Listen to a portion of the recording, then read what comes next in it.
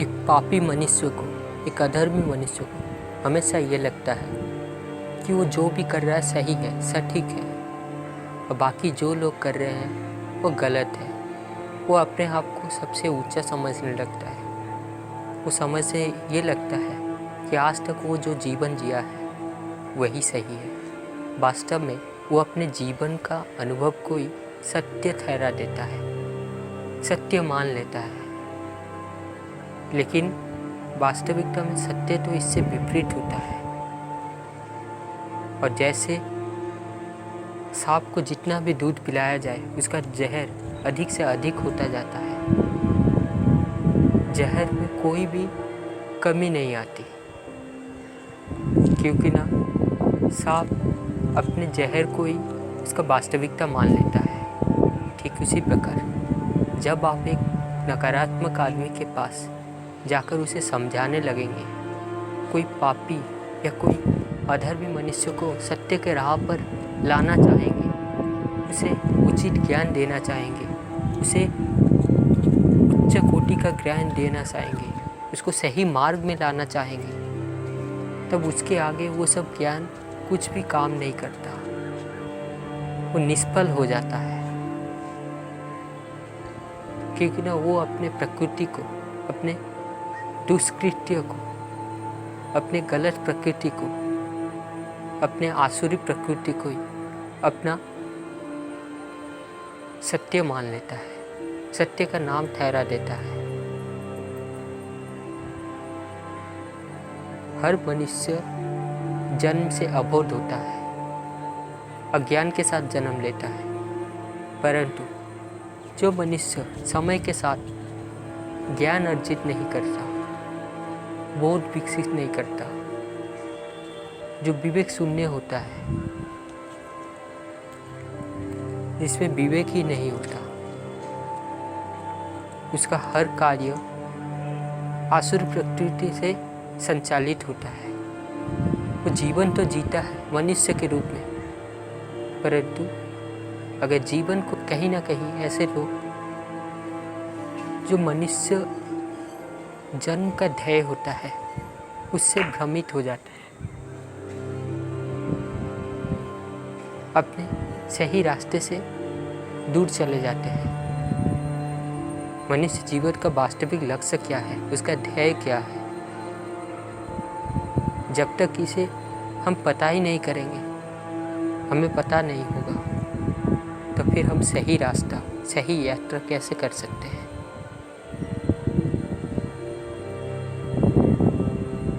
जैसे हम किसी कार, किसी यंत्र में बैठ गए तो वो यंत्र हमारा होता है, यंत्र हम नहीं होते। ठीक उसी प्रकार ये मनुष्य शरीर एक यंत्र है, चेतना का एक यंत्र है। इसमें चेतना, हम चेतना के रूप में इस यंत्र को चला रहे हैं। और जिस प्रकार यंत्र का एक उपयोगिता होती है, ठीक उसी प्रकार इस मनुष्य शरीर का भी उपयोगिता है। संसार में बाकी सारे बहुत सारे जीव हैं, छोटे हो या बड़े हो, पशु पक्षी कीट पतंग, अनेक रकम के जीव हर दिन सृजित होते रहते हैं और नष्ट होते रहते हैं, परंतु उन सब जीवों में ये विकल्प ही नहीं होता कि वो ज्ञान प्राप्त कर सके, अपने बोध को विकसित कर सके। उनमें विवेक की कोई क्षमता ही नहीं होती। परंतु मनुष्य में ऐसा नहीं, परंतु जो मनुष्य इन सब से वंचित रह जाता है, वास्तव में वो पशु होता है।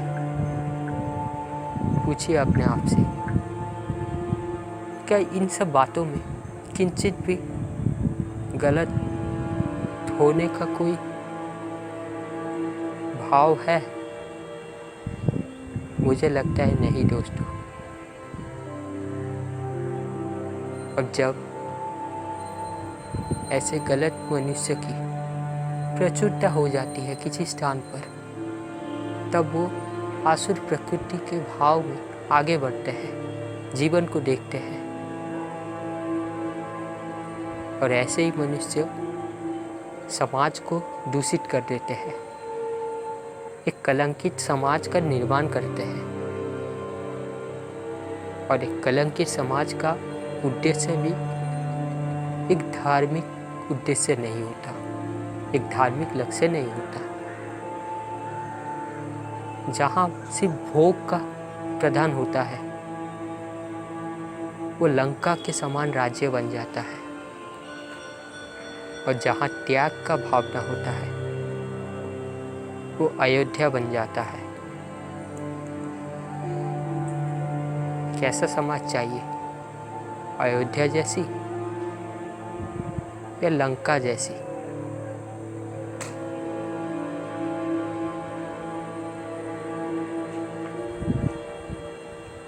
आजकल के मनुष्य सिर्फ अपने उदर पूर्ति हेतु जिस विद्या का प्रयोजन है उसी में ही संतुष्ट हो जाते हैं। वो उसी को ही सीमा मान लेते हैं, उसी को ही शिक्षा का चरम बिंदु मान लेते हैं। इसीलिए वो उसके बाहर सोच ही नहीं सकते। वो इस लौकिक विद्या को ही सर्वोपरि ठहरा देते हैं।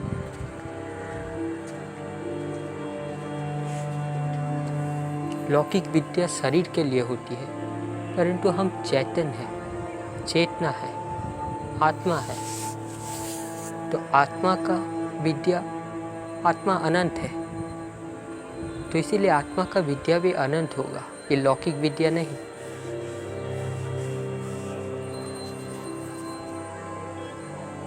सुख दुख शरीर से संपर्क रखता है, परंतु इससे आत्मा तृप्त नहीं होती। आत्मा का तृप्ति सिर्फ आनंद होने से ही मिलता है। आत्मा का प्रकृति है आनंद मग्न रहना, और शरीर का प्रकृति है सुख दुख के झूले में झूलता रहना। जो आत्मस्थ होकर जीवन में आगे बढ़ता है, किसी चीज को देखता है, तब उसका दृष्टिकोण अलग होता है। परंतु जो शरीर से संचालित होता है, उसके मन में सिर्फ भोग ही होता है। वो क्या उचित है क्या गलत है ये तय नहीं कर पाता, क्या धर्म के अनुसार सही है ये भी तय नहीं कर पाता। अब वास्तव में जब हम जो उच्च कोटि के ज्ञान से दूर होते जाते हैं, जब हम वेद पुराण इन सब को पढ़ना छोड़ देते हैं, हाँ मानता हूँ इनमें कुछ मिलावट है, परंतु इसमें कुछ अंश तक सही चीज़ भी है। और जब आप इसको पढ़ेंगे, सिर्फ वेद पढ़ना ही नहीं, पढ़ने का तो कोई विधान ही नहीं होता। वास्तव में ज्ञान अर्जन करना चाहिए। ज्ञान अर्जन चाहे पढ़ने से हो, सुनने से हो या देखने से हो। देखा हुआ चीज़ लंबे समय तक याद रहता है और कभी और हम इसे कभी भूलते नहीं। परंतु जो पढ़ा हुआ चीज़ होता है उसे हम कुछ दिनों बाद ही भूल जाते हैं।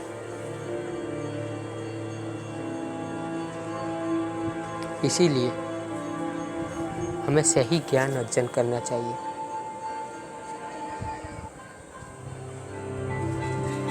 हमें प्रकृति से सीखना चाहिए।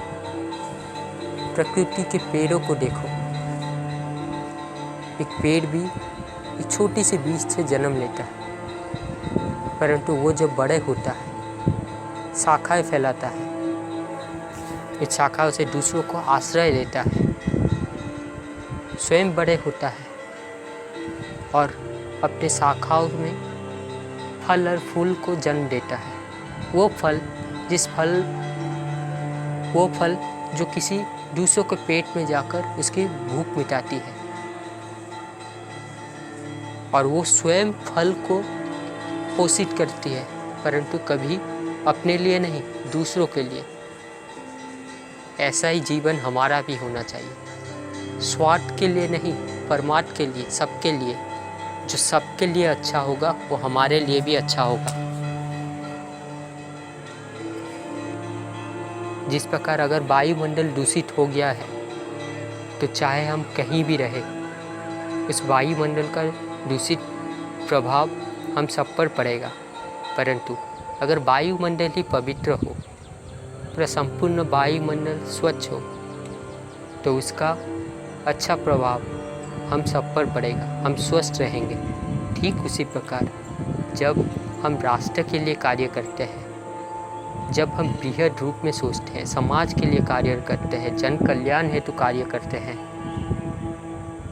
और जन कल्याण, समाज, राष्ट्र ये सब धर्म के अनुसार संचालित होना चाहिए। जब हम धर्म को अपनाकर बृहद रूप में सबके हित के लिए कार्य करते हैं, तब सिर्फ समाज ही नहीं, राष्ट्र ही नहीं, बल्कि हम भी इससे स्वस्थ रहते हैं, हमें भी लाभान्वित होता है, क्योंकि ना हम समाज में रहते हैं, समाज हम में नहीं।